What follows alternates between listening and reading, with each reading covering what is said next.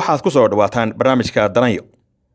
Daranyo waa barnaamij aan ugu talagalnay inaan ku soo bandhigno xadgudubyada iyo tacadiyada ka dhaco Soomaaliya oo ay geystaan dhinacyada kala gedisan ee ka howlgala Soomaaliya.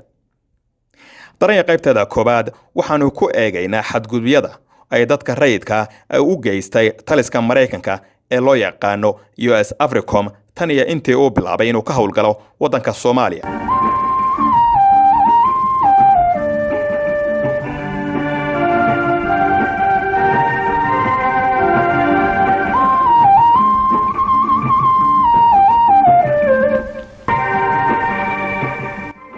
US Africom waa mid ka mid ah 11 taliska dagaalka midaysan ee waaxda difaaca Mareykanka.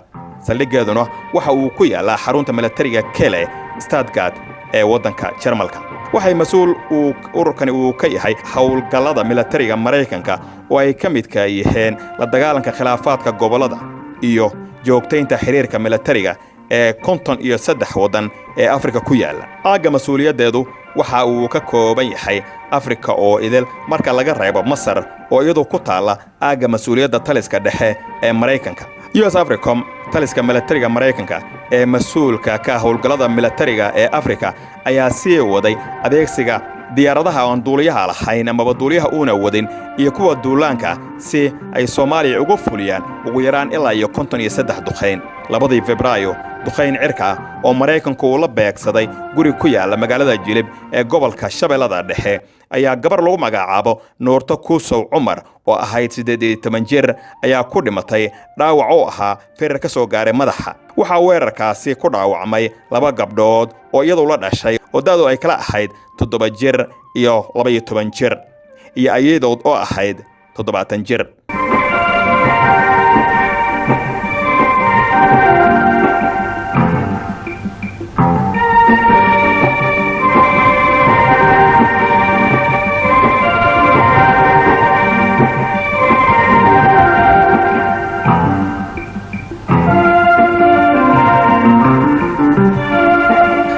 Febraayo gantaal holcaya oo ka yimid duqeyn kale oo Mareykanku u geystay ayaa waxa ku dhintay Maxamuud Salaad Maxamuud oo markaasi isagu ku sugnaa beer uu isagu leeyahay kuna taalay meel u dhow tuulada Kumbareere ee ku taala duleedka magaalada Jilib.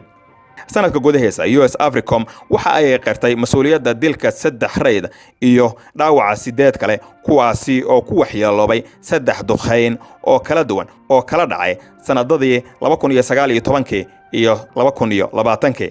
inkastoo US Africom ay qiratay mas'uuliyadda dilka Nuurto Kuusow Cumar oo dhacay 2 Febraayo iyo dhaawaca 2 gabdhood oo iyadu la dhashay iyo ayadood, haddana waxay ku sii adkaysatay in Maxamuud Salaad Maxamuud uu ahaa howlwadeen ka tirsan ururka dhaqdhaqaaqa Al-Shabaab inkastoo oo sida ay qabto hay'adda xuquuqul insaanku ay jirto cadayn muuqato oo taageerayso in uu Maxamuud rayd ahaa. dhibanayaashaasi midkoodna magdhow kama uusan helin dowladda Mareykanka amaba dowladda Soomaaliya. bilaha Abriil, Luulyo iyo November US Africom waxay soo saartay warbixinadeedii ugu horeeyay ee ku taxalluqay qiimaynta khasaaraha raydka.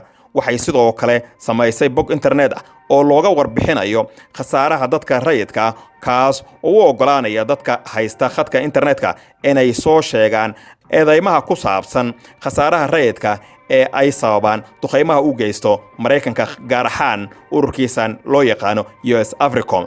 si kastaba noqotee waxaa loo baahan yahay badqab iyo farsamooyin la heli karo ee sahlan si loo hubiyo in la xisaabtamo weerarada noocaas oo kala ah kuwaasi oo ka kooban dambiyada dagaalka markii la bartilmaameedsado dadka rayidka ama hantida dadka rayidka.